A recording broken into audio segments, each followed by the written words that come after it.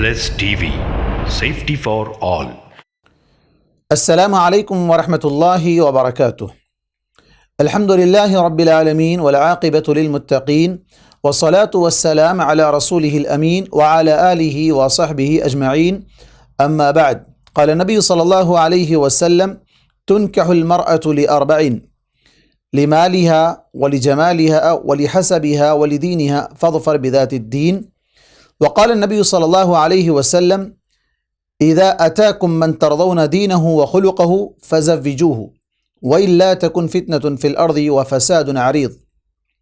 أما بعد، محترم ناظرین اور ناظرات، آپ شادی شدہ زندگی کو کامیاب بنانے کے راز کا یہ دوسرا ایپیسوڈ، دوسرا پروگرام دیکھ رہے ہیں، جس میں آج آپ کے سامنے شادی شدہ زندگی کو کامیاب بنانے کے رازوں میں سب سے اہم اور بنیادی راز رکھنے کی ہم کوشش کر رہے ہیں۔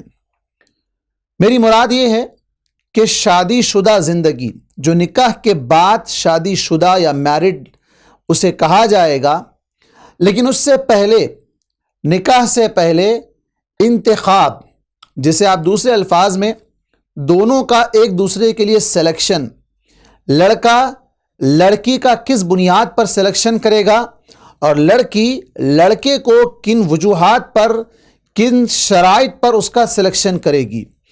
کیوں؟ اس لیے کہ شادی کی زندگی، شادی کے بعد والی زندگی خاص طور پر، جسے عام طور پر اردو زبان میں شریک حیات کہا جاتا ہے، یعنی زندگی کے پارٹنر، لائف پارٹنر جسے کہا جا سکتا ہے۔ لائف پارٹنر کا انتخاب، زندگی کا ہم سفر، ساتھ میں چلنے والا، چاہے وہ لڑکا ہو یا ساتھ میں چلنے والی وہ لڑکی ہو، جسے لے کر دونوں اپنی زندگی کا سفر طے کرتے ہیں، اور دونوں ایک گاڑی کے گویا کے دونوں پہیے ہیں، جس کی وجہ سے ان کی گاڑی زندگی کی آگے بڑھنی ہے۔ تو اس کے لیے ضروری ہے کہ انتخاب صحیح ہو، سلیکشن صحیح ہو، اور سلیکشن کن بنیادوں پر ہو؟ شریعت کی بنیاد پر ہو۔ عام طور پر لوگ جو سلیکشن کرتے ہیں، بالخصوص لڑکے کے معیار میں یہ دیکھا جاتا ہے کہ لڑکا کتنا پڑھا ہے، اچھی چیز ہے، دیکھنا بھی چاہیے۔ لڑکا کیا کماتا ہے، لڑکا کیا فیملی ویزا ہولڈر ہے، کیا لڑکے کا ذاتی گھر ہے، اور بہت سی چیزیں ہیں۔ لیکن اس کے مقابلے میں کبھی لڑکے کی دینداری کے سلسلے میں نہیں سوچا جاتا۔ کیا یہ لڑکا دیندار ہے، داڑھی رکھتا ہے، نمازوں کی پابندی کرتا ہے، حرام سے بچتا ہے، حلال کمائی کما رہا ہے یا حرام کمائی کما رہا ہے، اس کے آمدنی کے ذرائع کیا ہیں، کس طریقے سے یہ کما رہا ہے، اور بہت سی چیزیں ہیں جسے ہم انشاءاللہ تفصیل میں جانیں گے۔ ان تمام چیزوں پر یعنی دینی ناحیے سے کبھی کوئی غور و فکر نہیں کیا جاتا۔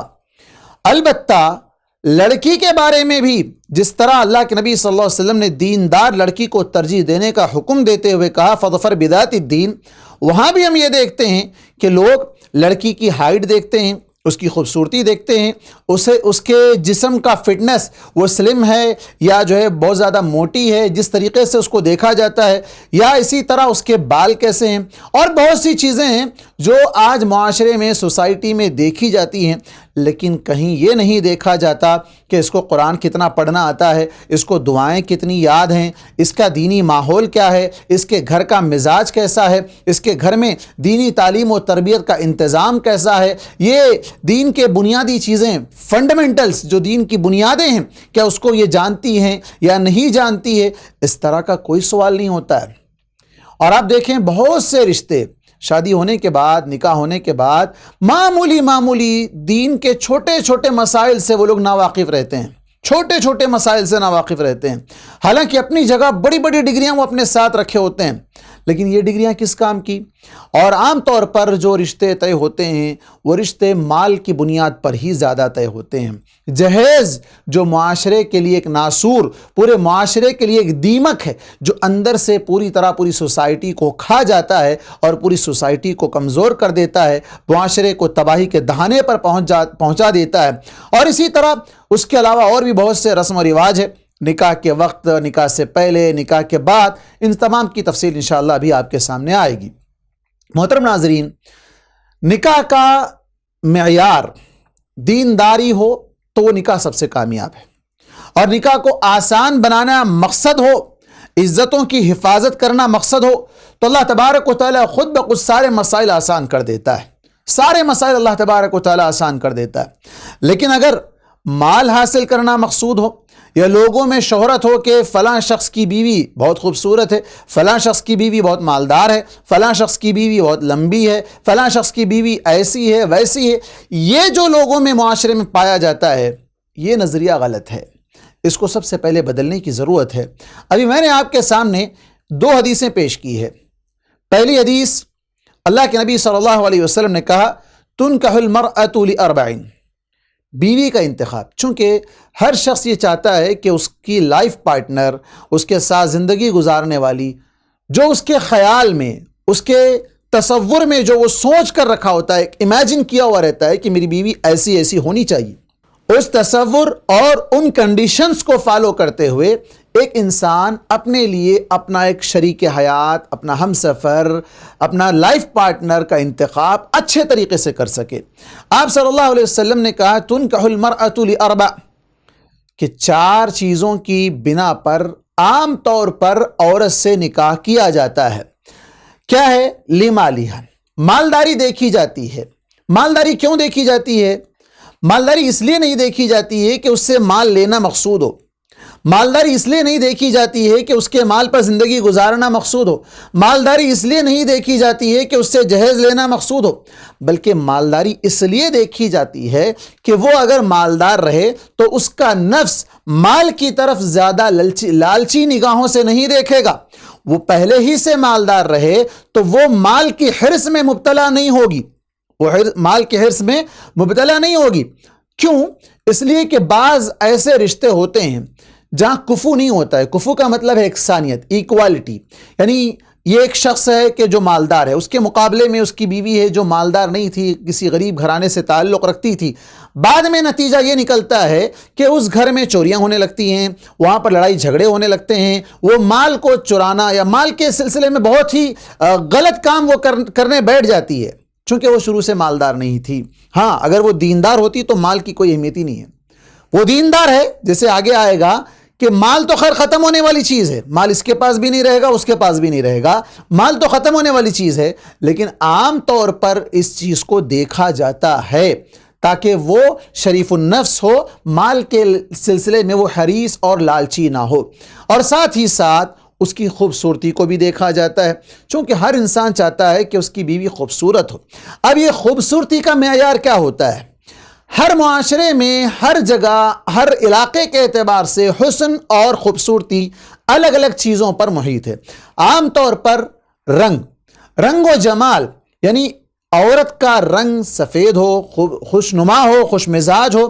اب اس میں بعض عورتیں سفید رنگ کی ہوتی ہیں، بعض سرخ رنگ کی ہوتی ہیں، بعض مٹیالے کلر کی ہوتی ہیں، مختلف ان کے کلرز الگ الگ ہوتے ہیں، لیکن اس کے باوجود کئی ایسی چیزیں ہیں جو خوبصورتی میں نکھار پیدا کرنے والی ہیں۔ دینی لحاظ سے اگر آپ دیکھیں گے تو سب سے بہترین چیز باوضو رہنا ہے۔ عورت اگر باوضو رہے گی تو اس کا حسن اللہ تبارک و تعالیٰ دوبالا کر دیتا ہے۔ اس کے مقابلے میں بیوٹی پارلر جا کر میک اپ کروانا یا اس کے جو بھی طریقے ہیں، گھر بیٹھے بھی جو بہت سی خواتین میک اپ وغیرہ کرتی ہیں، شوہر کے لیے کرنا درست ہے، لیکن باہر نکلتے وقت کرنا حرام ہے۔ اللہ کے نبی صلی اللہ علیہ وسلم نے کیا کہا؟ جو عورت خوشبو لگا کر گھر سے باہر جاتی ہے وہ عورت زانیہ ہے، بدکار ہے، تو اس سے بچنا چاہیے۔ بہرکیف بات چل رہی تھی کہ حسن کا کیا معیار ہے۔ حسن ہر جگہ الگ الگ ہوتا ہے، حسن ہر جگہ الگ، افریقن کنٹریز ہیں جہاں دیکھیں گے وہاں کے لوگ کالے رنگ کے ہوتے ہیں، لیکن اس کے باوجود جو اللہ والے ہوتے ہیں، اللہ سے ڈرنے والے ہوتے ہیں، نماز، تہجد، قرآن کی پابندی، یہ ساری چیزیں جو لوگ کرنے والے ہوتے ہیں، وہ رنگ کالا ہونے کے باوجود اتنے خوبصورت نظر آتے ہیں کہ ان کے سامنے گورے رنگ والے بھی بدصورت نظر آتے ہیں۔ ان کے چہرے پر رونق نہیں ہوتی ہے، ان کے چہرے پر تازگی نہیں ہوتی ہے، جو تازگی کالا رنگ ہونے کے باوجود دین اسلام پر چلتے ہوئے اللہ سے تعلق مضبوط کرنے کی وجہ سے اللہ تبارک و تعالیٰ ان کے چہروں کو تر و تازہ رکھتا ہے، ان کے چہروں کو خوش و خرم رکھتا ہے، ان کے چہروں پہ اللہ تبارک و تعالیٰ ہمیشہ خوشی رکھتا ہے۔ اس کے مقابلے میں دوسرے لوگ جو رنگ تو گورا ہے، رنگ تو وائٹ ہے، رنگ تو ریڈ کلر ہے، لیکن آپ اس کے مقابلے میں آپ انہیں دیکھیں گے کہ چہرے ان کے ماند پڑے ہوتے ہیں، چہروں پر کوئی دمک چمک رونق کچھ نہیں ہوتی ہے۔ حسن و جمال یہ ہمیشہ رہنے والی چیز نہیں ہے۔ عام طور پر حسن و جمال تو دیکھنا چاہیے، اس لیے بھی دیکھنا چاہیے کہ اللہ کے نبی صلی اللہ علیہ وسلم نے جہاں کہا کہ نکاح کے بعد نکاح اسے اس کی نگاہوں کو، اس کی نظروں کو نیچا رکھنے کا ذریعہ ہے۔ کب ہوگا یہ؟ جب کسی شخص کی بیوی اس کے معیار کے مطابق اس کی پسند کی خوبصورتی اور حسن و جمال والی ہو تو پھر اور کسی کی طرف وہ دیکھنا نہیں چاہے گا، اس کے لیے کافی ہے۔ کیوں؟ اس لیے کہ اس کو جو چیز چاہیے تھی وہ چیز تو اس کے پاس موجود ہے، اسے کسی اور کو دیکھنے کی ضرورت نہیں ہے۔ فَإِنَّهُ أَغَضُّ لِلْبَصَرِ، وہ نکاح اس کی نگاہوں کی حفاظت کا ذریعہ ہے، وہ اپنی نظروں کو نیچی رکھے گا۔ وَلِجَمَالِهَا، اور جمال کے پیچھے ہی اگر پڑ جائیں، دینداری کو چھوڑ کر صرف خوبصورتی کو دیکھیں، تو بہت سے ایسے رشتے بھی ہیں جہاں خوبصورتی کی بنیاد پر نکاح ہوئے تھے، لیکن بعد میں وہ نکاح پائیدار نہیں رہے، ہمیشہ نہیں رہے، قائم نہیں رہ سکے۔ خوبصورتی کے زام میں، خوبصورتی کے غرور میں لڑکیاں اس قدر آگے بڑھ جاتی ہیں کہ پھر انہیں کوئی رشتہ، کوئی اہمیت، کوئی چیز ان کے پاس باقی نہیں رہ جاتی، جس کی وجہ سے خاندان ٹوٹ جاتے ہیں۔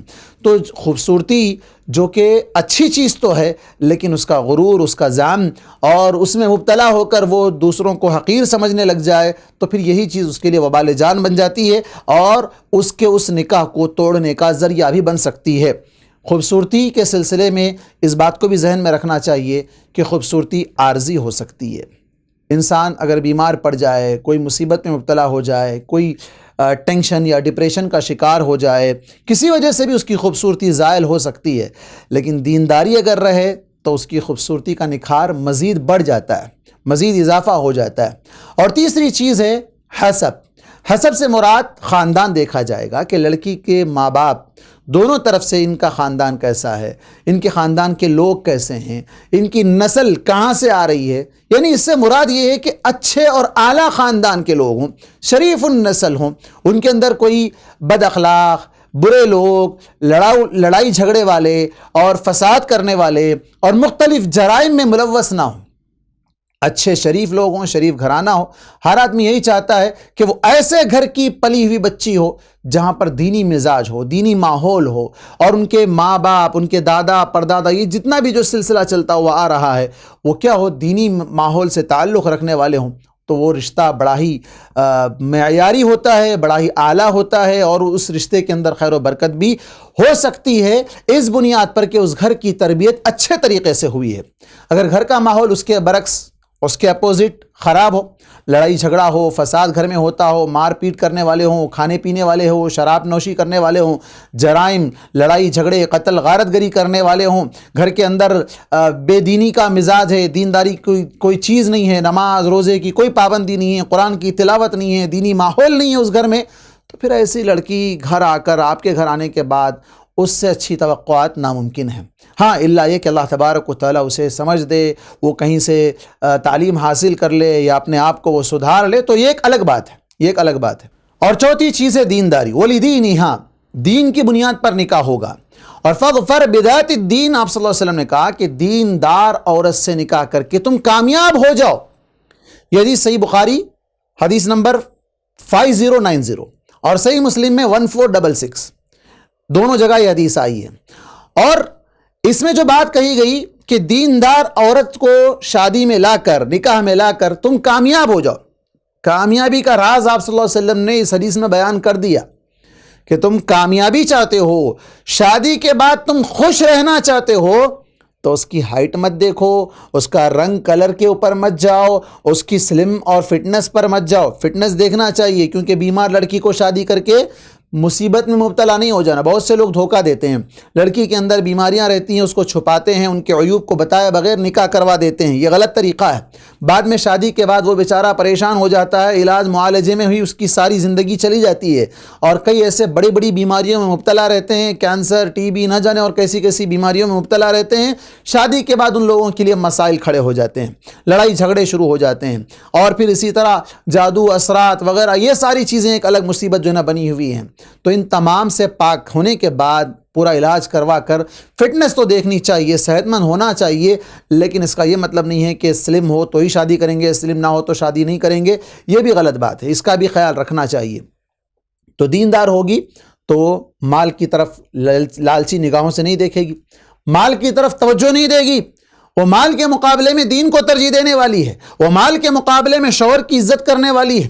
ورنہ کیا ہوگا، اگر وہ مال کی لالچ میں پڑ جائے تو شوہر چاہے جتنا کما لے، اس کے سامنے اس کی اہمیت صرف مال کی بنیاد پر رہے گی۔ اگر شوہر کسی دن نہ کمائے، کسی وجہ سے وہ بیمار پڑ جائے، کسی وجہ سے اس کے پاس مال میں کمی واقع ہو جائے، تو پھر وہ شوہر کی عزت کرنا چھوڑ دے گی۔ کیوں؟ اس لیے کہ وہ شوہر کو صرف مال کی بنیاد پر ہی جانتی ہے۔ تو یہ غلط طریقہ ہے۔ مالدار اگر پہلے سے رہے گی تو بڑی دل والی رہے گی اور مال کی طرف حریص نگاہوں سے نہیں دیکھے گی، مال کی اسے کوئی پرواہ نہیں ہوگی، بلکہ دین، اللہ اور اس کے رسول صلی اللہ علیہ وسلم کی تعلیمات پر عمل کرتے ہوئے وہ فقر و فاقہ کی بھی اگر نوبت آ جائے تو بڑے صبر کے ساتھ، اطمینان کے ساتھ زندگی گزار لے گی۔ تو مالداری کے مقابلے میں وہ دینداری کو ترجیح دینے کا یہ فائدہ ہوگا۔ اور اس کے بعد حسب نسب، جیسے کہا کہ خاندان تو دیکھنا ہی چاہیے، لیکن اگر کوئی عورت ایسی ہے کہ جہاں خاندان تو اچھا نہیں ہے، لیکن بعض ایسے ہوتے ہیں جیسے کہا جاتا ہے کہ کنول کا پھول جو ہے نا کھل جاتا ہے کسی جگہ پر، یعنی مراد یہ ہے کہ اچھے لوگ ایسے غلط جگہ پر بھی جو ہے نا وہ اس ماحول سے چڑھتے ہوئے، اس ماحول سے بیزار رہتے ہیں، وہ اپنے آپ کو، یا ان کی کوئی دوست، ان کے کوئی پڑوسی، ان کے کوئی رشتہ دار جو انہیں سنبھالتے ہیں، ان کی تربیت کرتے ہیں، ان کی تربیت میں رہ کر وہ اپنے آپ کو سدھار لیتے ہیں، اگرچہ کہ ان کے ماں باپ، ان کے بھائی بہن، ان کے کیریکٹرز اچھے نہیں ہوتے ہیں، لیکن کچھ ایسے بھی ہو جاتے ہیں۔ تو معیار تو ہے یہ چیز، ان کو دیکھا تو جائے گا حسب نسب کو، لیکن اس کے مقابلے میں دینداری کو ترجیح دی جائے گی۔ دینداری کو ترجیح دینے کے سلسلے میں آپ صلی اللہ علیہ وسلم نے عورت کے بارے میں کہا، الدنیا کلھا متاع، الدنیا کلھا متاع وخیر متاع الدنیا المرأۃ الصالحہ، کہ دنیا پورا کا پورا فائدہ اٹھانے کی چیز ہے۔ صحیح بخاری اور صحیح مسلم کی حدیث ہے، پورا کا پورا فائدہ اٹھانے کی چیز ہے، اور سب سے بہترین چیز نیک عورت ہے۔ نیک عورت بہترین ہے۔ نیک عورت کون ہے؟ وہ عورت نیک عورت ہے جو 5 وقت کی نماز کی پابندی کرتی ہے، وہ رمضان کے روزے رکھتی ہے، شوہر کی اطاعت کرتی ہے، وہ شوہر کے مال کی حفاظت کرتی ہے، اپنی شرمگاہ کی حفاظت کرتی ہے۔ تو اس عورت سے کہا جائے گا کہ تم جنت کے 8 دروازوں سے تم داخل ہو جاؤ، جس دروازے سے تم جنت میں جانا چاہتی ہو تم چلی جاؤ۔ اللہ اکبر۔ تو یہ ہے نیک عورت کا انتخاب، دیندار عورت کو ترجیح دینا۔ اور اس سلسلے میں ایک اور حدیث ہے امام احمد کی، جسے حدیث نمبر 1232 کے اندر ذکر کیا گیا ہے، امام احمد نے اس کو لایا ہے کہ آپ صلی اللہ علیہ وسلم نے کہا کہ آدمی کے نیک بخت ہونے، اچھے ہونے، کامیاب ہونے، خوش بخت ہونے کی 4 چیزیں ہیں۔ 4 چیزیں جو اس کی سعادت مندی کے لیے اس کی دلیل ہیں، وہ کیا ہیں؟ المرأۃ الصالحہ، نیک بیوی اللہ نے اسے دی ہو، اور کشادہ گھر اللہ نے اسے دیا ہو، اچھے نیک پڑوسی اللہ نے اس کو دیے ہوں، اور عمدہ سواری اللہ تبارک و تعالیٰ نے اس کو دی ہو، تو وہ آدمی بڑا خوش مزاج، خوش بخت آدمی ہے۔ اور اس کے مقابلے میں 4 چیزیں جو بدبختی کی علامت ہیں، بری بیوی ہے، مطلب بے ایمان، یا ایمان تو ہے لیکن وہ برے کاموں میں ملوث رہتی ہے، اور اسی طرح گھر تنگ ہے، یا پڑوسی اچھے نہیں ہیں، اور اسی طرح سواری، اس کے پاس جو گاڑی یا جو بھی جس پر وہ سوار ہوتا ہے وہ سواری اس کی جو ہے نا مناسب نہیں ہے، تو یہ اس کی بدبخت ہونے کی علامت ہو سکتی ہیں۔ تو خوشبخت آدمی وہ ہے جس کی بیوی نیک ہو، اس کی زندگی کو کامیاب بنائے گی، وہ اس کی زندگی کو کامیاب بنائے گی۔ کیسے کامیاب بنائے گی؟ سنن نسائی کی روایت ہے، اللہ کے نبی صلی اللہ علیہ وسلم نے کہا کہ وہ عورت اگر نیک ہوگی تو اسے دیکھ کر اسے خوشی ہوگی، التی اذا رأیتہ تسرہ اذا نظر، اس طرح کے الفاظ ہے کہ جب تم اسے دیکھو تو وہ تم کو خوش کر دے۔ تو یہ کب ہوگا؟ جب وہ دیندار ہوگی۔ صحیح نسائی کی حدیث نمبر 3030 یہ حدیث ہے۔ تو معلوم ہوا کہ دیندار عورت سے نکاح کرنا ہے تو ہی زندگی کامیاب ہوگی۔ اس کے مقابلے میں لڑکا بھی دیندار ہونا چاہیے، لڑکا بھی دیندار ہونا چاہیے، اس لیے کہ بہت سے لوگ صرف لڑکی کی دینداری کی بات کرتے ہیں اور اس کے مقابلے میں لڑکے کی دینداری کا کوئی سوال نہیں کرتے۔ وہ نماز کہاں پڑھتا ہے، اسے قرآن پڑھنا آتا ہے نہیں آتا ہے، اسے دعائیں معلوم ہے نہیں معلوم ہے، اسے پاک دامنی، طہارت، صفائی ستھرائی کچھ بھی نہیں معلوم ہے، ایسا کوئی سوال اس سے نہیں کرتے ہیں۔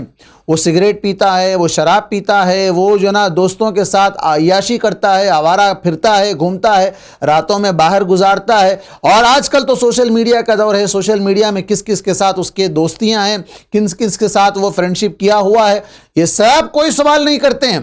صرف یہ پوچھتے ہیں بچہ کیا کماتا ہے.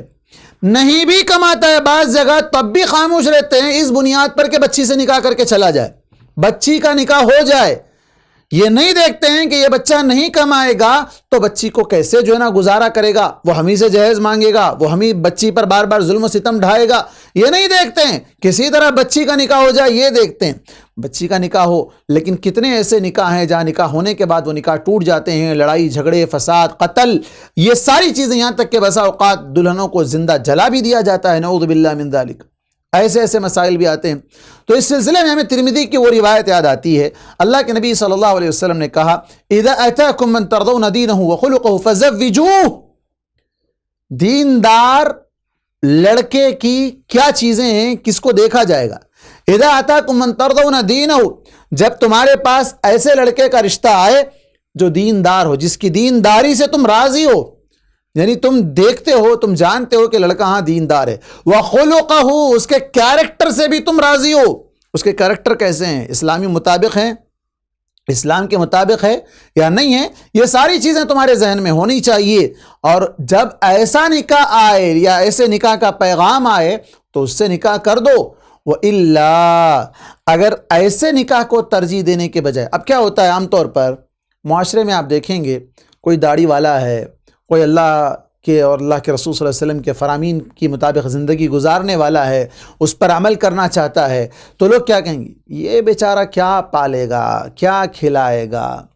اس کے مقابلے میں ڈگریاں دیکھتے ہیں، بچہ لندن میں ہے، بچہ فلاں جگہ ہے، یہ ہے وہ ہے. لیکن یہ نہیں دیکھتے ہیں کہ اس کے کیسے کیسے ریلیشنز ہیں، کیسے کیسے لوگوں کے ساتھ وہ اٹھتا بیٹھتا ہے، اس کے دوستیاں کیسی ہیں، اس کے تعلقات کیسے ہیں، اس کا کیریکٹر کیا رہا ہے، کچھ نہیں دیکھتے ہیں. آپ دیکھیں بڑی بڑی ڈگریاں لے کر لوگ گھومتے ہیں، نوکری سے پیدل ہوتے ہیں اور مختلف جرائم میں ملوث رہتے ہیں. اس کے باوجود اسے لوگ لڑکی دینا چاہتے ہیں. اس کے مقابلے میں ایک بندہ مسجد سے جڑا ہوا ہے، نمازوں کی پابندی کرتا ہے، اللہ رسول صلی اللہ علیہ وسلم کے فرامین کے مطابق زندگی گزارتا ہے، حلال کمائی ہی کھاتا ہے، لوگوں کو ستاتا نہیں ہے، حرام کمائی کے طریقے نہیں اپناتا ہے، کسی سے لڑائی جھگڑا نہیں کرتا ہے، دیندار ہے، دینی مزاج رکھتا ہے. ایسے آدمی کو اس سے کیا زندگی گزار، یہ ماڈرن نہیں ہے. ماڈرن چاہیے لوگوں کو. اور کتنے ایسے لوگ ہیں جو حفاظ، ائمہ، علماء اور اسی طرح جو دینی ماحول سے جڑے ہوئے ہیں، آئی ٹی میں کام کرتے ہیں، اچھے بڑے نوجوان ہیں، پڑھے لکھے ہیں، ساتھ میں انہوں نے داڑھی چھوڑ رکھی ہے، انہوں نے دینی مزاج کے مطابق اپنے مزاج کو ڈھال لیا ہے اور وہ دیندار بن چکے ہیں. تو ایسوں کو کوئی دینا نہیں چاہتا. کیوں؟ نہیں بھئی یہ دین کے مطابق کیسے ہوگا، شادی میں بینڈ باجا نہیں رکھے گا، شادی میں وہ نہیں کرے گا، یہ نہیں کرنے دے گا، ہماری بچی کو بار بار ٹوکتا رہے گا، ایسا نہیں کرنا، ویسا نہیں کرنا، یہ نہیں کرنا، وہ نہیں کرنا. بھئی شریعت کے مطابق زندگی گزار کے اگر آپ کی بچی کو جہنم سے بچا لے تو اس سے بڑھ کر اور کیا چاہیے. اگر وہ شریعت کے مطابق زندگی گزارنے کے بجائے حرام کاریوں میں ملوث رہا اور ساتھ ہی ساتھ آپ کی بچی کو بھی حرام کاریوں میں اگر ملوث کروا دے تو پھر اس کا ذمہ دار کون؟ آپ دیکھیں کتنے ایسے گھرانے ہیں، کتنے ایسے لوگ ہیں جہاں پر یہ سارے معاملات ہوتے ہیں، جہاں لوگ اپنی بیویوں کو کمانے کے لیے بھیجتے ہیں، گھر میں خود بیٹھ جاتے ہیں. جہاں پر لوگ اپنی بیویوں کو لوگوں کے پاس قرضہ وصول کر کے لانے، قرضہ مانگ کے لانے بھیجتے ہیں، جہاں ان کی عزتیں نیلام ہو جا سکتی ہیں اور ہوتی بھی ہیں. کئی ایسے مسائل ہیں. تو پھر کیا فائدہ ایسے لوگوں کو شادی کر کے دینے سے؟ نکاح کرتے وقت لڑکے کا معیار دیندار ہو. لڑکا کیا ہو؟ دیندار ہو، اس کا کیریکٹر اچھا ہو. اگر دیندار شوہر سے یا دیندار شخص سے نکاح نہ کیا جائے تو پھر کیا ہوگا؟ زمین میں فساد پھیل جائے گا. اسی ترمذی کی حدیث نمبر 1084 کے اندر آپ صلی اللہ علیہ وسلم نے کہا وَإِلَّا تَكُنْ فِتْنَةٌ فِي الْأَرْضِ وَفَسَادٌ عَرِيضٌ. اگر تم ایسا نہیں کرو گے، الا تفعلوا، اگر تم لوگ دیندار شخص کو ترجیح دے کر اس سے نکاح نہیں کرو گے اپنی اولاد کا، اپنی بیٹیوں کا، تو کیا ہوگا؟ زمین میں فساد پھیل جائے گا، فساد بڑھ جائے گا. جرائم، کبائر، فساد، لڑائی جھگڑے، جہیز کے نام پر قتل و غارت گری، یہ ساری چیزیں وجود میں آئیں گی. فساد عریض، نکاح دشوار ہو جائے گا اور بچیاں بیٹھ بیٹھ کر بوڑھی ہو جائیں گی۔ وہ ایمان والی رہیں، اللہ سے ڈرنے والی رہیں تو گھروں میں ہی اپنے آپ کو صبر کے ساتھ تھامے رکھیں گی، ورنہ وہ پھر گھر کی چوکھٹ پار کر کے کسی اور کی دہلیز پر جا کر اپنی عزتوں کو نیلام کر دیں گی۔ یہ کب ہوگا؟ جب آپ دیندار شخص کے نکاح کو ٹھکرا دیں گے، اس کے رشتے کو ٹھکرا دیں گے تو پھر ایسی نوبت آ جائے گی۔ تو دینداری کو ترجیح دینا یہ دونوں کے لیے ضروری ہے، لڑکا اور لڑکی دونوں کا دیندار ہونا ضروری ہے، تبھی تو وہ میرڈ لائف سکسیسفل ہوگی، کامیاب ہوگی۔ اب آپ دیکھیں اس سلسلے میں ایک واقعہ میں آپ کے سامنے پیش کرتا ہوں۔ ام سلیم رضی اللہ عنہ کا واقعہ ہے کہ ابو طلحہ رضی اللہ عنہ جو اپنے نکاح کے وقت مسلمان نہیں تھے، یعنی نکاح سے پہلے جب انہوں نے ام سلیم رضی اللہ عنہ کو رشتہ بھیجا تو ابو طلحہ اس وقت مسلمان نہیں تھے۔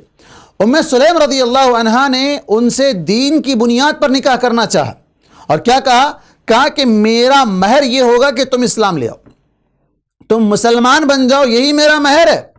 تو دینداری کی طرف ترغیب دلا کر، انہیں دیندار بنا کر ان سے نکاح کیا تھا۔ اور آپ کو جان لینا چاہیے کہ ام سلیم رضی اللہ عنہ کا یہ دوسرا نکاح تھا۔ اس وقت ان سے پہلے ایک شوہر کا انتقال ہو گیا، ان کی عدت ختم ہونے کے بعد حضرت ابو طلحہ جو اس شادی سے پہلے مسلمان بنے تھے، انہوں نے رشتے نکاح بھیجا تھا، تب ام سلیم رضی اللہ عنہ نے ان سے کنڈیشن لگائی تھی کہ تم اسلام لے آؤ، اللہ پر ایمان لے آؤ، اللہ تبارک و تعالیٰ کی توحید کو اپناؤ اور یہ تمام بت پرستیوں کو چھوڑ دو، تب میں تم سے نکاح کروں گی، اور میرا مہر یعنی جو مہر ہوگا وہ مہر تمہارا اسلام لانا ہی میرا مہر ہوگا۔ محترم ناظرین اور ناظرات، رشتے نکاح کے لیے جہاں ان 4 چیزوں کو دیکھا جائے گا لڑکی میں، اور 2 چیزوں کو دیکھا جائے گا لڑکے میں، دیندار اور اخلاق دیکھے جائیں گے، ساتھ ہی ساتھ لڑکی کے لیے کچھ اور بھی ترجیحات ہیں، کچھ اور بھی پریفرنس ہیں جس کو دیکھ کر نکاح کیا جانا چاہیے۔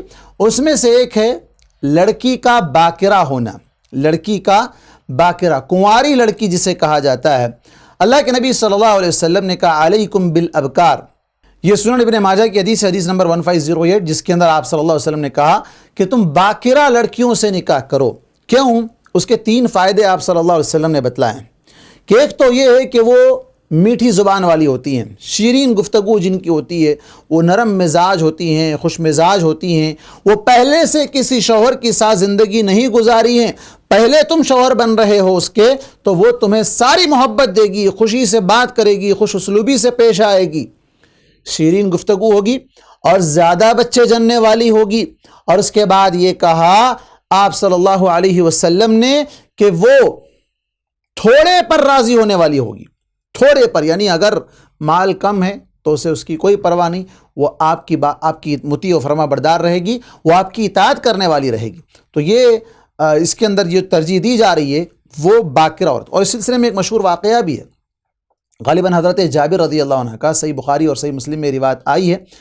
آپ صلی اللہ علیہ وسلم نے سے جب حضرت جابر رضی اللہ عنہ نے نکاح کر لیا اور آپ صلی اللہ علیہ وسلم کو اس کی اطلاع بھی نہیں ملی، اچانک آئے اللہ کے نبی صلی اللہ علیہ وسلم نے دیکھا کیا بات ہے جابر، نکاح ایسا لگ رہا ہے کہ تم نے نکاح کر لیا، ہاتھوں پر جو نا زعفران کا رنگ یا اس طرح کی خوشبو والی چیز کچھ محسوس ہوئی، جس پر آپ صلی اللہ علیہ وسلم نے کہا کہ شاید آپ نے نکاح کر لیا۔ تو کہا اللہ کے نبی ہاں نکاح کیا ہے۔ دیکھیں آپ اللہ کے نبی کو نہیں بلائے تھے نکاح میں اس وقت، یعنی اتنا سیدھا سادہ نکاح ہو جاتا تھا، پتہ بھی نہیں چلتا تھا، بڑی دھوم دھڑاکے یہ ساری چیزیں نہیں ہوا کرتی تھی۔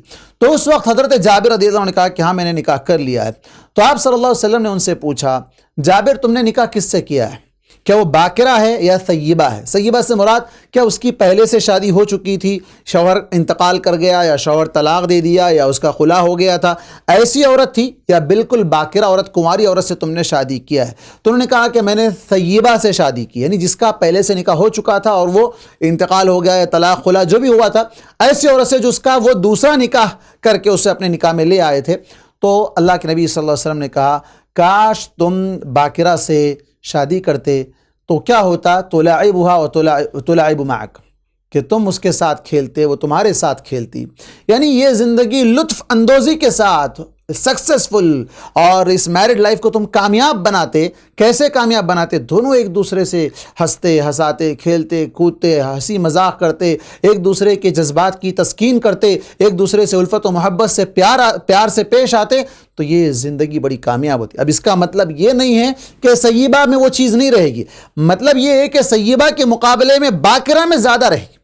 سیبہ کے مقابلے میں باقرہ میں یہ چیز زیادہ رہے گی, اس لیے کہ سیبہ جس نے پہلے سے ایک شوہر کو دیکھا ہے, شوہر کے ساتھ اس نے زندگی گزاری ہے, اب یہ شخص اس کا دوسرا شوہر بنا ہے, چونکہ پہلا یا تو انتقال کر گیا یا خلا یا طلاق ہو گیا, تو اب اس کے ذہن میں اس پہلے شوہر کی جو چیزیں ہیں وہ ہر چیز کو اس سے کمپیئر کرنے لگے گی. اگر مان لو پہلے شوہر میں کوئی خوبی تھی, وہ شوہر انتقال کر گیا, اب وہ چیز دوسرے شوہر میں اسے نظر نہیں آتی ہے, تو پھر بدگمانیاں شروع ہو جاتی ہیں اور وہ اسے ناپسند کرنے لگ جاتی ہے. تو یہ ساری چیزیں اس کے لیے رکاوٹ اور کامیاب بنانے میں رکاوٹ بن جاتی ہے. زندگی کو ہنستے کھیلتے گزارنے کے بجائے وہ کڑتے ہوئے تکلیف اور گھٹن کے ساتھ زندگی گزارتی ہے. تو اس لیے آپ صلی اللہ علیہ وسلم نے کہا کہ تم باکرہ عورت سے شادی کرو. اور اسی طرح دوسری چیز جسے ترجیح دی جانی چاہیے وہ ہے کہ لڑکی کا بہت زیادہ محبت کرنے والی ہونا اور بہت زیادہ بچے جننے والی ہونا. حدیث ابن حبان کی ہے جس میں آپ صلی اللہ علیہ وسلم نے کہا تزوج الودود الولود فإنی مکاثر بکم الامم یوم القیامہ, کہ تم بہت زیادہ محبت کرنے والی لڑکی سے اور بہت زیادہ بچے جننے والی سے نکاح کرو, اس لیے کہ میں اس کے ذریعے سے دیگر امتوں پر فخر کروں گا قیامت کے دن. ابن حبان کی حدیث نمبر 4028. اب اس کا کیا معنی ہے بہت زیادہ محبت کرنے والی؟ یعنی وہ کیسے پتا چلے گی پہلے کا پہلے کہ وہ بہت زیادہ محبت کرنے والی ہے؟ وہ اس اعتبار سے معلوم ہوگا کہ وہ شوہر کو اس کے گھر میں شوہر کا کیا مقام ہے, اس کی ماں اس کے باپ کو کیا مقام دیتی ہے. عام طور پر یہ چیز بہت ہی اہمیت کی حامل ہوتی ہے کہ لڑکی کے نکاح سے پہلے لڑکی کے ماں کے اخلاق, اس کے عادات, اس کے اطوار, اس کے گھر کا ماحول دیکھنا نہایت ضروری ہے, اس لیے کہ لڑکی اپنے ماں کے حساب سے ہی تربیت پاتی ہے. تو وہاں دیکھا جائے گا کہ ان دونوں کے درمیان کس قدر محبت ہے, کس طریقے سے وہ لوگ رہتے ہیں. اگر وہ ماں اس کی شوہر سے محبت کرنے والی ہے تو لڑکی بھی شوہر سے محبت کرنے والی رہے گی. اگر وہاں انبن ہو رہی ہے, لڑائی جھگڑا چل رہا ہے اور یہ ہے کہ بھئی شوہر کی تو وہاں کچھ چلتی نہیں ہے, وہاں پوری حکمرانی اس لڑکی کی ماں کی ہے, تو پھر تھوڑا وہاں خطرے کی گھنٹی تو ضرور رہے گی کہ ایسے گھر میں شادی کرنے سے یہ ہوگا کہ شاید وہ اپنی ماں کی تربیت پر تربیت پائی ہوئی ہو اور اس کی وجہ سے وہی حکمرانی, وہی انداز, وہی طریقے, وہی ساری چیزیں یہاں بھی اپنانا چاہے گی جس طرح وہ اپنے گھر میں دیکھ کر آئی ہے. تو اس لیے خوب محبت کرنے والی کو جاننا ہو تو اس کے گھر کا ماحول دیکھیں گے. اور دوسری چیز جو آپ صلی اللہ علیہ وسلم نے کہی کہ وہ زیادہ بچے جننے والی ہو. اب یہ کیسے پتہ چلے گا بھائی؟ ابھی تو اس کا نکاح بھی نہیں ہوا ہے. تو اس سلسلے میں بھی علماء نے کہا ہے کہ اس کے خاندان کو دیکھا جائے گا. خاندان میں سب سے پہلے اس کی بہنوں کو, اگر پہلے سے اس کی بہنوں کا نکاح ہو چکا ہے, یا پھر اسی طرح اس کے خود اپنے گھر میں اس کے ماں کے کتنے بچے ہیں, بچے کتنے ہیں ان کے, یہ دیکھا جائے گا. اور اسی طرح اس کی پھوپھیوں کو دیکھا جائے گا, اس کی خالاؤں کو دیکھا جائے گا کہ ان کے خاندان کی عورتوں کو بچے کتنے ہوتے ہیں. یہ الگ بات ہے کہ اللہ تبارک و تعالیٰ کسی کو بچے زیادہ دیتا ہے, کسی کو نہیں دیتا ہے, کسی کو کم دیتا ہے, کسی کو بانجھ بنا دیتا ہے. یہ تو اللہ تبارک و تعالیٰ کی تقدیر اور اس کی مشیت پر مبنی ہے. اللہ تبارک و تعالیٰ نے جیسے کہا کہ یَهَبُ لِمَن يَشَاءُ إِنَاثًا وَيَهَبُ لِمَن يَشَاءُ الذُّكُورَ أَوْ يُزَوِّجُهُمْ ذُكْرَانًا وَإِنَاثًا أَوْ يَجْعَلُ مَن يَشَاءُ عَقِيمًا, کہ اللہ تعالیٰ جسے چاہے بیٹے دے, جسے چاہے بیٹیاں دے, جسے چاہے دونوں دے, جسے چاہے کچھ بھی نہ دے. یہ اللہ تبارک و تعالیٰ کی مرضی ہے. لیکن دیکھنے کا جو معیار ہے وہ اس اعتبار سے ہے کہ خاندان میں اس طرح کی عورتوں کے یا ان کے خاندان کی عورتوں کے کتنے بچے ہیں, تاکہ اس سے اندازہ لگایا جا سکے کہ یہ لڑکی جس سے نکاح کیا جا رہا ہے اس سے بچے زیادہ ہوں گے. تو فائدہ تو یہ ہوگا کہ وہ بچے آپ کی آنکھوں کی ٹھنڈک بنیں گے, آپ کے لیے بڑھاپے کا سہارا بنیں گے, آپ کے مرنے کے بعد آپ کے لیے دعائے صالح, نیک ولد صالح یدعو لہ, دعائے خیر کرتے ہوئے وہ آپ کے اعمال میں اضافہ کرنے والے بنیں گے. اور پھر کل قیامت کے دن سب سے بڑھ کر اللہ کے نبی صلی اللہ علیہ وسلم کی امت میں اضافے کا ذریعہ بن کر ہمارے نبی محمد صلی اللہ علیہ وسلم کو دیگر امتوں پر فخر کرنے کا موقع نصیب کریں گے, فراہم کریں گے. تو اس اعتبار سے دیکھا جائے گا کہ لڑکی کا کیا جو ہے نا اس کے خاندان کا کیا معاملہ ہے, کیا سچویشن ان کی بنی ہوئی ہے. اور اسی طرح جس چیز کو ترجیح دی جانی چاہیے، جس پر پہلے بھی گفتگو ہوئی ہے، وہ ہے کفو، برابری ہونا۔ برابری ہونے سے مراد یہ ہے کہ اسلام میں ذات پات چھوت چھات کا عقیدہ یا تصور ہرگز نہیں دیا گیا، بلکہ یہ کہا گیا کہ اللہ تبارک و تعالیٰ کے پاس سب سے زیادہ پسندیدہ وہ ہے جو سب سے زیادہ متقی اور پرہیزگار ہے۔ اللہ تبارک و تعالیٰ کے پاس عربی، عجمی، گورا، کالا، پست قد، لمبا، یہ سب چیزیں نہیں دیکھی جائے گی۔ اللہ تبارک و تعالیٰ تو دلوں کا حال جاننے والا ہے، اور اللہ تبارک و تعالیٰ تقوی کو دیکھنے والا ہے۔ لیکن نکاح کے معاملے میں اس بات کو پریفرنس دیا جا سکتا ہے، ضروری نہیں ہے۔ کفو ہونا اس لیے ضروری ہے کہ مثال کے طور پر لڑکا اعلیٰ خاندان سے تعلق رکھتا ہے، اور لڑکی کا خاندان یعنی ان کے گھر کا ماحول، ان کے گھر کا مزاج یا دینی مزاج نہیں ہے، یا وہ ایسے معاشرے میں رہتے ہیں جہاں بہت ہی خستہ حالت ہے، جس کی وجہ سے کفو اور برابری نہیں ہوتی ہے۔ عام طور پر بعض لوگ کیا کرتے ہیں، چاہتے ہیں کہ بھئی کسی غریب بچی سے شادی کر لیتے ہیں۔ اب اس کے بعد دیکھتے ہیں کہ بہت سی چیزوں میں کمپائر جو اگر کریں تو بہت سا ڈفرنس معلوم ہوتا ہے۔ کیوں؟ اس لیے کہ کفو نہیں تھا، ان کی تربیت اس اعتبار سے نہیں ہوئی تھی، دینداری بھی نہیں تھی۔ اگر کم سے کم دینداری ہوتی تو ساری چیزیں کور ہو جاتی، لیکن دینداری بھی نہیں تھی، اور کفو کا معاملہ بھی وہاں پر آ کر رکاوٹ بنتا ہے۔ اس سلسلے میں اگر آپ دیکھیں گے تو حضرت زید رضی اللہ عنہ اور حضرت زینب رضی اللہ عنہ کا جو واقعہ اللہ تبارک و تعالیٰ نے سورہ احزاب کے اندر ذکر کیا ہے، وہاں آپ دیکھیں حضرت زید رضی اللہ عنہ غلام تھے جنہیں آزاد کر دیا اللہ کے نبی صلی اللہ علیہ وسلم نے۔ تو حضرت زینب ایک آزاد اور قریش قبیلے کے خاندان سے تعلق رکھنے والی ایک بہت ہی معزز خاتون تھی۔ تو اللہ کے نبی صلی اللہ علیہ وسلم نے ان کا نکاح کروایا، لیکن وہ شروع ہی سے دونوں میں بن نہیں پا رہی تھی۔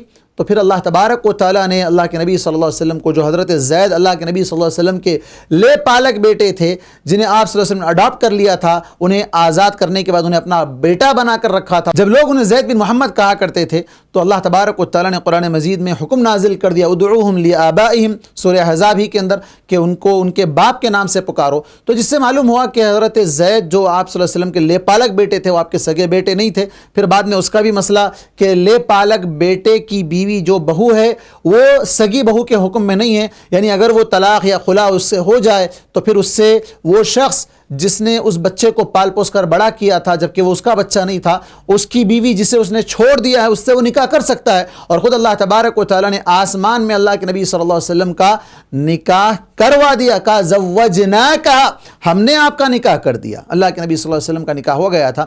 تو یعنی یہاں دونوں میں کفو نہیں تھا، برابری نہیں تھی، جس کی وجہ سے وہ رشتہ جم نہیں پا رہا تھا، وہ زندگی کامیاب نہیں ہو پا رہی تھی۔ اسی وجہ سے اللہ تبارک و تعالیٰ نے اس نکاح کو، جب حضرت زید اور حضرت زینب میں بن نہیں پا رہی تھی تو انہیں علیحدگی کا حکم دیا، اور پھر اس کے بعد عدت گزرنے کے بعد اللہ کے نبی صلی اللہ علیہ وسلم کا نکاح ان سے کروا دیا گیا۔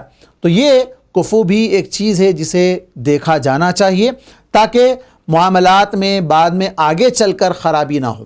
دیکھیں اس چیز میں ایک بڑا مسئلہ یہ ہے کہ لوگ رشتہ طے کرتے وقت بہت سے سوالات نہیں کرتے ہیں، کہیں ایسا نہ ہو کہ رشتہ طے نہ ہو جائے، رشتہ ٹوٹ نہ جائے، بننے سے پہلے ٹوٹ نہ جائے، یہ سمجھ کر بہت سے سوالات نہیں کرتے ہیں۔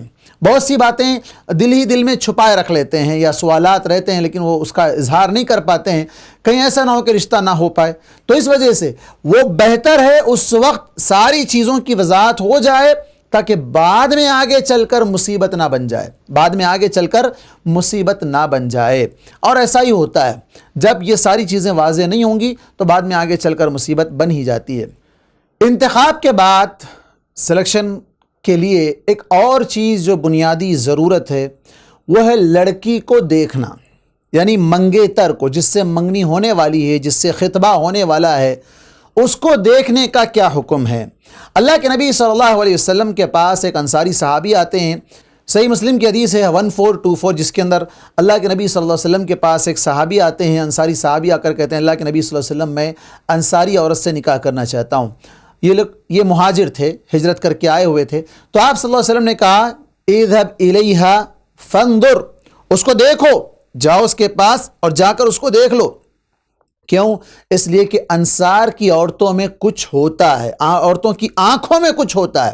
آنکھ سے مراد جیسے بعض نے کہا کہ ان کی آنکھیں چھوٹی ہوا کرتی تھی یا ان کی آنکھیں جو ہے چپٹی ہوا کرتی تھی، تو اس لیے تاکہ دیکھنے کے بعد چیز واضح ہو جائے اور کوئی شک شبہ باقی نہ رہ جائے۔ اور دیکھنے سے کیا ہوتا ہے، آپ صلی اللہ علیہ وسلم نے ابو داؤد کی روایت حدیث نمبر 2082 کے اندر کہا ہے کہ اذا خطب احدکم امرأة، جب کوئی شخص تم میں سے کسی عورت سے نکاح کرنا چاہتا ہے اور اسے منگنی کرنا چاہتا ہے اس کے ساتھ، تو کیا کرے؟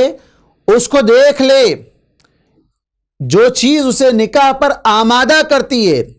اب کیا دیکھا جائے، کہاں تک دیکھا جائے، اس سلسلے میں علماء نے وضاحت کے ساتھ بیان کی ہے کہ اس کا چہرہ، اس کی ہتھیلیاں اور اس کی گردن، یہ چیزیں عام طور پر عموماً دیکھنے میں آتی ہیں، اسے دیکھا جائے تاکہ اس سے نکاح میں رغبت ملے۔ اور بعض علماء نے آگے بڑھ کر کہا کہ جسم کے خد و خال، یعنی جسمانی اعتبار سے وہ کیسی ہے، فٹ ہے یا نہیں ہے، اس کی ہائٹ کیا ہے، یہ جو چیزیں عام طور پر اس معنی میں دیکھی جاتی ہے کہ اس کو رد کرنا ہے، یعنی اس اعتبار سے کہ آدمی اسے زندگی بھر ساتھ لے کر چلنا چاہتا ہے، تو ایک بار وہ اسے دیکھ لے تاکہ وہ نکاح کرنے کے بعد اس کے دل میں کوئی ایسا شبہ یا ایسا خیال نہ آئے کہ ارے میں پہلے دیکھ لیا رہتا تو اچھا تھا، مجھے یہ چیز پسند نہیں آئی، ایسا نہ ہو۔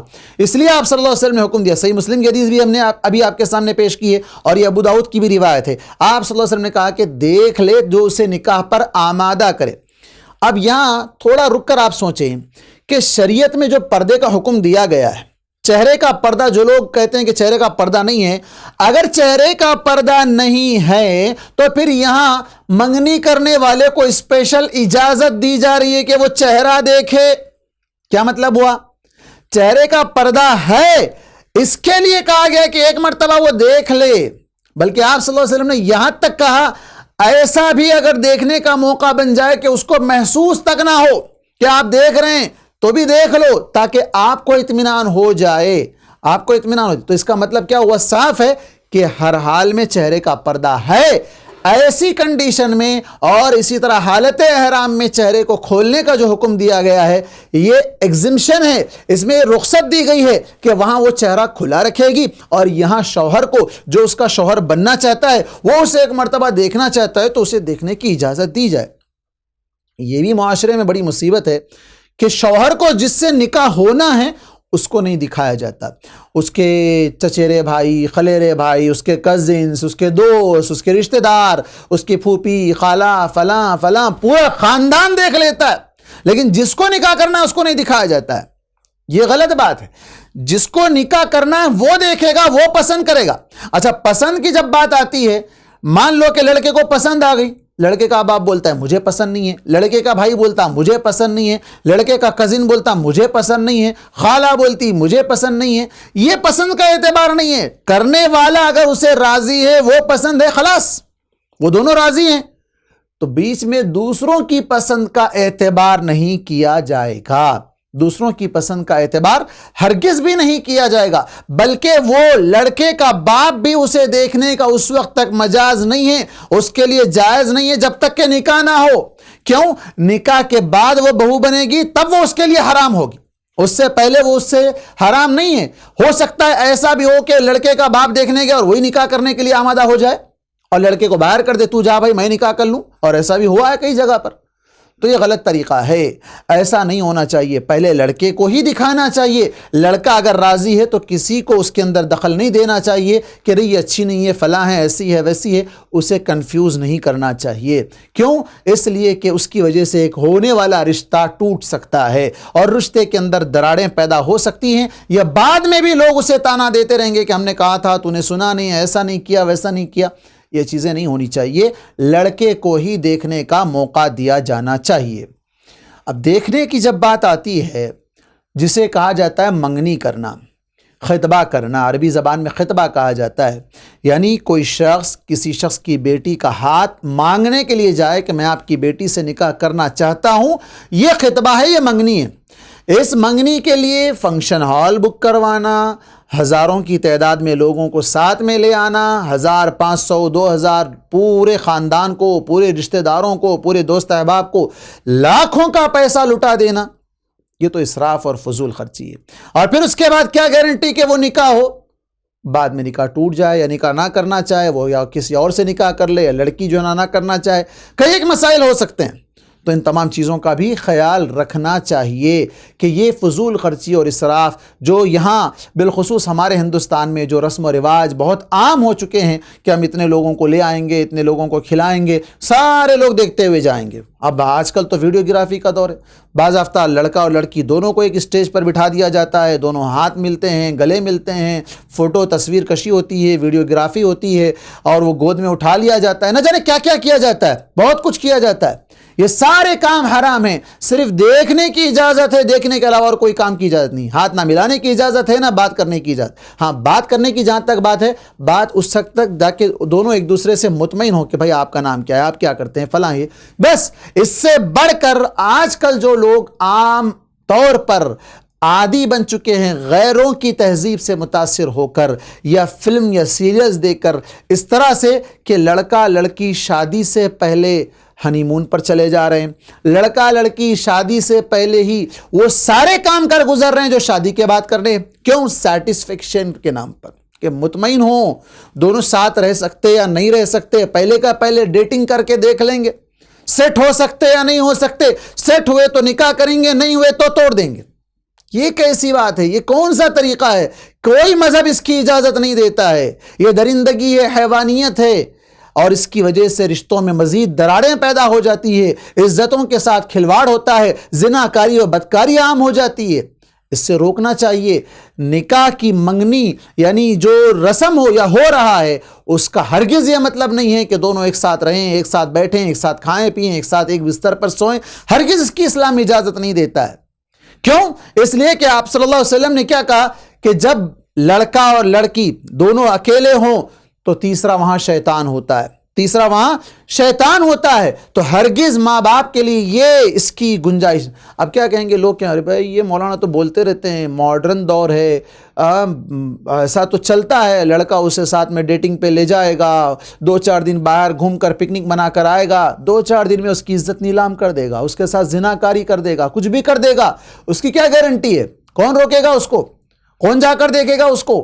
اور اس وقت وہ آئے گی واپس تو کیا کہ ہاں ہم سیٹسفائی ہے، مطمئن ہے۔ کون سا سیٹسفیکشن؟ کون سا اطمینان؟ وہ اطمینان جو نکاح کے بعد حاصل ہوگا، نکاح سے پہلے حاصل ہو ہی نہیں سکتا ہے۔ وہ گناہ ہے، وہ ملامت والا عمل ہے، وہ قابل مذمت عمل ہے، جس پر گناہ ہوگا، جس پر اللہ تبارک و تعالیٰ کا عذاب نازل ہو سکتا ہے، سخت سزا میں گرفتار ہو سکتے ہیں۔ تو یہ ساری کاموں سے، ان سارے امور سے امت مسلمہ کو بچنا چاہیے۔ منگنی کے طور پر جو منگنی آج ہو رہی ہے، یا منگنی کے بعد جو جس طرح کے خرافات فونوں پر رات رات بات کر رہے ہیں، کہاں اجازت ہے اس کی؟ کس نے اجازت دی ہے؟ شادی سے پہلے ہی ساری باتیں اگر کر لیں تو شادی کے بعد کیا بات کریں گے؟ اور پھر اس معاملے میں اس حد تک لوگ آگے بڑھ جا رہے ہیں کہ اللہ اکبر، آج خاندانوں میں آنا، ساتھ میں بیٹھنا، عید پر آنا، عیدی دینا، عیدی کپڑے لانا، یہ سارے کام منگنی کے نام پر ہو رہے ہیں۔ نہیں، ہرگز جائز نہیں ہے۔ منگنی کا مطلب کیا ہے پہلے اس کو سمجھیں۔ لوگ کیا کرتے ہیں، منگنی کر کے 2 سال تک ڈیلے کر دیتے، 2 سال کے بعد شادی کریں گے، 4 سال کے بعد شادی کریں گے۔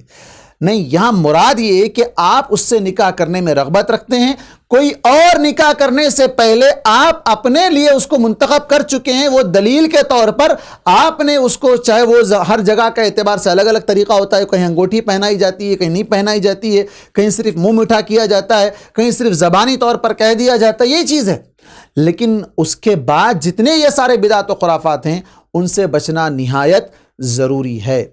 اور دوسری بات، اگر کسی کی منگنی ہو گئی، منگنی ہونے کے بعد پھر کوئی اور نکاح کا رشتہ ہے، اب یہاں دیکھا جاتا ہے یہ لڑکا کم کما رہا ہے، اس کا ذاتی گھر نہیں ہے، اس کے پاس فیملی ویزا نہیں ہے، وہ دوسرا نکاح آیا ہے، اس کے پاس یہ ساری چیزیں ہیں، تو اس کو کیا کرو، کینسل کر دو، اس کا نکاح اس سے کروا دو، یا اس کی منگنی اس سے کروا دو۔ حرام ہے، کبیرہ گناہ ہے۔ آپ صلی اللہ علیہ وسلم نے کہا الخطبہ علی الخطبہ، کبیرہ گناہ ہے، بڑا گناہ ہے۔ ایک شخص سے منگنی ہو گئی، پھر اس کے بعد ہرگز جائز نہیں ہے لڑکی والوں کے لیے کہ اس کو اطلاع دیے بغیر یا منگنی توڑے بغیر کسی اور سے نکاح کرنے یا کسی اور سے منگنی کروانے کے لیے راضی ہو جائیں، جب تک کہ پہلے کوئی اطلاع نہ ہو یا پہلے اس معاملے کو ختم نہ کر دیں، اس وقت تک دوسرے کی طرف آگے نہیں بڑھ سکتے ہیں۔ ان چیزوں کا بھی خیال رکھنا چاہیے۔ منگنی ہونے سے پہلے یا منگنی کی بات جب چل رہی ہوتی ہے، اس وقت ایک اور کام کرنا چاہیے، وہ یہ ہے کہ اللہ تبارک و تعالیٰ سے خیر کی دعا مانگنا، جسے دوسرے الفاظ میں آپ استخارہ کرنا۔ استخارہ کیسے کیا جائے؟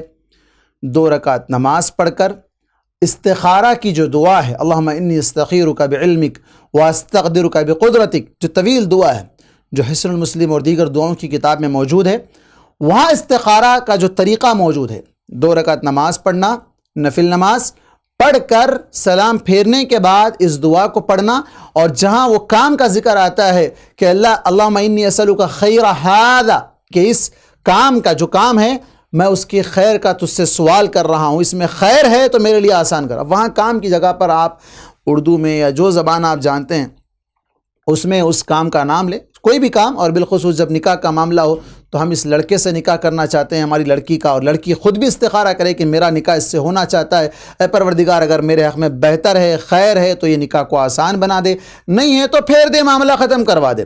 اور لڑکے والوں کو بھی ویسے ہی کرنا چاہیے۔ لیکن یہاں ایک بات ذہن میں رہے، استخارہ کرنے کے بعد بہت سے لوگ رشتے کو توڑنے کے لیے استخارہ کرے بغیر یا کرنے کے بعد رشتہ توڑ دیتے ہیں، یہ کہہ کر کہ ہم کو سمجھ میں نہیں آیا، ہم کو خواب میں اس کا الٹا نظر آیا۔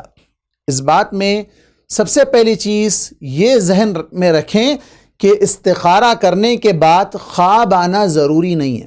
کسی بھی معاملے میں آپ استخارہ کر لیں، اس کا خواب میں آنا ضروری نہیں ہے۔ دوسری چیز، آپ جو رشتہ توڑنا چاہتے ہیں یہ بہانہ ہے کہ ہم کو سمجھ میں نہیں آیا اس وجہ سے آپ چھوڑ رہے ہیں، یا یہ کہ وہاں مال کا مسئلہ ہے یا کوئی اور رشتہ اس کے مقابلے میں اچھا نظر آ رہا ہے، اس وجہ سے آپ رشتہ توڑ رہے ہیں، اور بیچ میں کہہ رہے ہیں کہ ہم کو استخارہ کی، ہم کو سمجھ میں نہیں آیا۔ یہ اس کو بہانہ نہ بنائیں، استخارہ کریں، اللہ سے خیر کی دعا مانگیں، اللہ تبارک و تعالیٰ اگر اس میں خیر ہے تو معاملے کو بہت آسان کر دے گا، اگر خیر نہیں ہے تو اللہ تعالیٰ معاملے کو پھیر دے گا۔ اور استخارے کا جو غلط طریقہ لوگوں میں رائج ہے کہ فون پر یا ٹی وی چینل پر جو لوگ بیٹھے ہوئے ہیں استخارہ کرنے کے ٹھیکیدار بن کر، ان سے فون پر کہنا کہ ہم اس سے نکاح کرنا چاہتے ہیں، آپ بتائیے استخارہ کر کے، وہ 1 منٹ میں آنکھ بند کر کے کیا بتائے گا کہ جادو ہے؟ نعوذ باللہ، جادو تو حرام ہے۔ کیا باطل طریقے سے معلومات حاصل کی جا رہی ہیں فیوچر کے بارے میں؟ جیسے دیگر مذاہب میں لوگ کیا کرتے ہیں، فال کھلاتے ہیں، ہاتھ کی لکیریں دیکھ کر پہچانتے ہیں، اور اس کے بعد جو ہے نا مہورت نکالتے ہیں، نہ جانے کیا کیا کرتے ہیں کہ اس سے نکاح ہوگا تو کیسے ہوگا، نہیں ہوگا تو کیا ہوگا، فلاں چیزیں، مستقبل کے بارے میں معلومات حاصل کرتے ہیں، کاہنوں کے پاس، نجومیوں کے پاس جاتے ہیں، جن کے پاس جانے کی وجہ سے اگر کوئی شخص ایسے لوگوں کے پاس جاتا ہے اور وہ مستقبل کی خبریں معلوم کرتا ہے، اگر وہ اس مستقبل کی خبر دینے والے کی بات کی تصدیق کر لیتا ہے تو وہ مسلمان ہی نہیں ہے۔ ارے ایسا ہوگا تو پھر وہ مسلمان نہیں ہے۔ اگر وہ تصدیق نہیں کرتا ہے، صرف گیا، صرف معلومات حاصل کر کے آیا اور اس کی بات کو ایکسیپٹ نہیں بھی کیا، تب بھی اس کی 40 دن کی نماز قبول نہیں ہوگی۔ تو اس سے احتیاط کرنا چاہیے۔ اور یہ جو ٹھیکیدار بنے بیٹھے ہیں استخارہ کے، ان لوگوں سے استخارہ کا وہ جو طریقہ انہوں نے اپنایا ہے وہ استخارہ کا غیر شرعی طریقہ ہے۔ شریعت میں ایسے استخارے کی کوئی گنجائش نہیں ہے، ایسا استخارہ کرنے سے بچنا چاہیے۔ آخری بات کہ منگنی سے متعلق یا منگنی کرنے سے پہلے یا منگنی کے بعد بھی صحیح، لڑکی سے اس کی رضامندی حاصل کی جائے گی، اس کا سیٹسفیکشن کہ وہ لڑکی اس سے مطمئن ہے، اس نکاح سے، اس رشتے سے، اس لڑکے سے کہ نہیں ہے، یہ ساری چیزیں معلوم کی جائیں۔ کیسے معلوم کی جائے گی؟ آپ صلی اللہ علیہ وسلم نے کہا باکرہ اگر ہے، کنواری ہے، جس کا پہلے سے ابھی تک کوئی نکاح نہیں ہوا ہے، اس کی خاموشی اس کی رضامندی ہے، اس کی خاموشی ہی اس کی رضامندی ہے۔ یعنی وہ حیادار اگر ہوگی تو وہ کیا ہے، یہ منہ پھیر کر چلی جائے گی، خاموشی سے مسکرا کر چلی جائے گی، اور وہ اس کو انکار نہیں کرے گی۔ انکار کرنا ہو تو صاف کہہ دے گی کہ مجھے نہیں کرنا ہے، مجھے نہیں کرنا ہے، یہ وہ تو الگ بات ہے۔ لڑکا پسند نہیں آیا، لڑکا کا کیریکٹر پسند نہیں آیا، لڑکے کی آمدنی پسند نہیں آئی، کمائی اس کی حرام طریقے کی ہے، لڑکی دیندار ہے، لڑکا دیندار نہیں ہے، وہ انکار کر سکتی ہے، وہ انکار کر سکتی ہے۔ اور انکار کرنے کے بعد ماں باپ کو یا کسی کو یہ ہرگز حق نہیں پہنچتا کہ اس لڑکی کو زبردستی راضی کروائیں، ہرگز حق نہیں پہنچتا۔ کیوں؟ اس لیے کہ اس کی رضامندی بہت ضروری ہے، چونکہ زندگی اسے گزارنی ہے، اس کے ماں باپ کو نہیں گزارنی ہے۔ ہاں، یہاں بھی ایک بات لڑکیوں کے لیے ہے کہ لڑکی اپنے طور پر کسی کو پہلے سے سلیکٹ کر کے نہیں رکھ سکتی ہے۔ لڑکے کا رشتہ آئے گا یا ماں باپ رشتہ لے آئیں گے، ماں باپ اس کے سامنے پیش کریں گے، وہ پسند کرنا ہے پسند کرے، نا پسند کرنا ہے نا پسند کرے، وہ اس کی اپنی چوائس ہے۔ لیکن پہلے سے وہ کسی سے محبت کرتی ہے، کسی کے افیئر میں پڑی ہوئی ہے، کسی کے چکر میں پڑی ہوئی ہے، اور آ کر کہتی ہے کہ میں اسی سے شادی کروں گی ورنہ نہیں کروں گی، اور یہ بھی ہے کہ شریعت میں رضامندی بھی ضروری ہے، تو میں اسی سے راضی ہوں، کسی اور سے راضی نہیں ہوں، تو ایسی لڑکیوں کو جان لینا چاہیے کہ یہ جو طریقہ تم نے اپنایا ہے غلط ہے۔ کیوں غلط ہے؟ اس لیے کہ اسلام میں اس طرح غیر محرم کے ساتھ ملنا جائز نہیں ہے۔ پہلے سے ملنا، بات چیت کرنا، ان کے ساتھ عشق و معاشقہ کرنا، چکر چلانا، یہ ساری چیزیں حرام ہیں۔ اور ایسے پرفتن دور میں جہاں لڑکے اپنی ہوس کا شکار بناتے ہیں، عشق کے نام پر عزتوں کو لوٹ لیتے ہیں، عشق معاشقہ کچھ نہیں ہوتا، دھوکہ ہی دھوکہ ہوتا ہے، بلکہ عشق کرنا ہی غلط ہے۔ اللہ کے نبی صلی اللہ علیہ وسلم نے کہا لم یرع للمتحابین الا مثل النکاح، نکاح کے بعد یہ جو دونوں محبت کرتے ہیں ویسی محبت نکاح سے پہلے ہو ہی نہیں سکتی ہے۔ تو یہ محبت کے نام پہ کھلا دھوکہ ہے۔ تو لڑکیوں کو بھی چاہیے کہ وہ جب ماں باپ ان کے سامنے کوئی اچھا رشتہ لے آئیں تو اس رشتے کی اچھی طرح چھان بین کے بعد جو چیز سامنے آئے اس پر وہ رضامندی یا ناراضگی کا اظہار کریں، لیکن اپنی پسند کا اظہار کرتے ہوئے کہ مجھے فلاں سے ہی کرنا ہے ورنہ نہیں کرنا ہے، ورنہ میں ایسا کر لوں گی، ورنہ میں ویسا کر لوں گی، میں یہ ہو جاؤں گی وہ ہو جاؤں گی، ماں باپ کو مصیبت میں ڈالنا نہیں چاہیے۔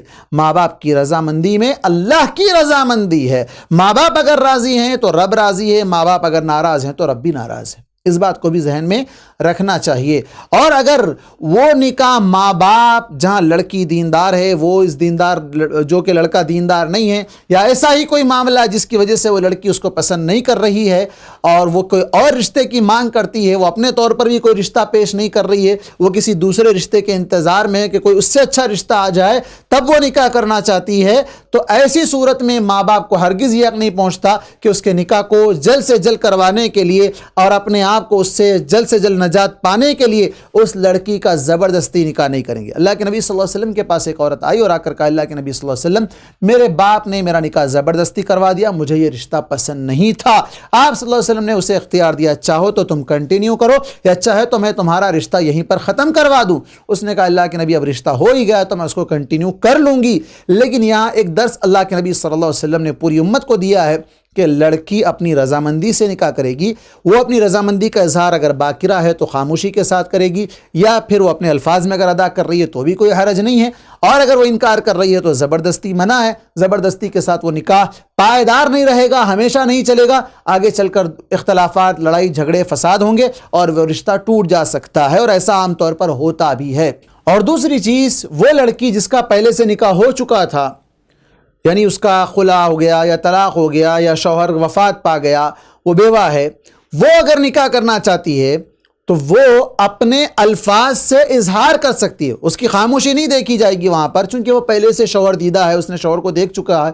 تو ایسی صورت میں ایسی سیبہ وہ عورت جس کا خلا ہو گیا، جس کا طلاق ہو گیا یا جس کے شوہر کا انتقال ہو گیا، وہ عورت جب وہ نکاح کرنا چاہے، اس کے پاس اگر رشتہ کوئی آتا ہے تو وہ اپنے الفاظ سے اس کا اظہار کرے گی کہ مجھے اس سے کرنا ہے یا نہیں کرنا ہے، جو بھی وہ اپنے الفاظ سے اس کا اظہار کرے گی۔ فرق یہی ہے کہ باقرہ اپنی خاموشی کے ساتھ اپنی رضامندی کا اظہار کرے گی، اور سیبہ جو ہوگی وہ اپنے الفاظ کے ساتھ رضامندی کا اظہار کرے گی، اور دونوں کو حق حاصل ہے کہ وہ چاہے تو راضی ہوں، چاہے تو ناراض ہوں، چاہے تو انکار کریں، وہ ان کی اپنی مرضی ہے۔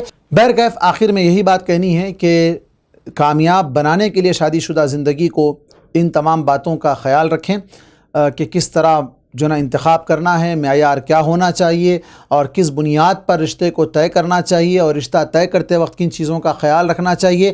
ان ساری چیزوں کا خیال کر کے اگر ہر شخص اپنی پسند اور شریعت کو ملا کر اگر جمع کر لے دونوں چیزوں کو اور اس کے ذریعے سے رشتہ طے کر لے تو پھر وہ زندگی کامیاب ہو سکتی ہے، خوشگوار ہو سکتی ہے، پرسکون ہو سکتی ہے، اطمینان کے ساتھ ہنستے کھیلتے وہ لوگ زندگی گزار سکتے ہیں۔ اللہ تبارک و تعالیٰ سے دعا ہے کہ اللہ تبارک و تعالیٰ شریعت کے مطابق رشتوں کو طے کرنے اور رشتوں کو نبھانے کی توفیق عطا فرمائے، آمین۔ وآخر دعوانا ان الحمد للہ رب العالمین، والسلام علیکم ورحمۃ اللہ وبرکاتہ۔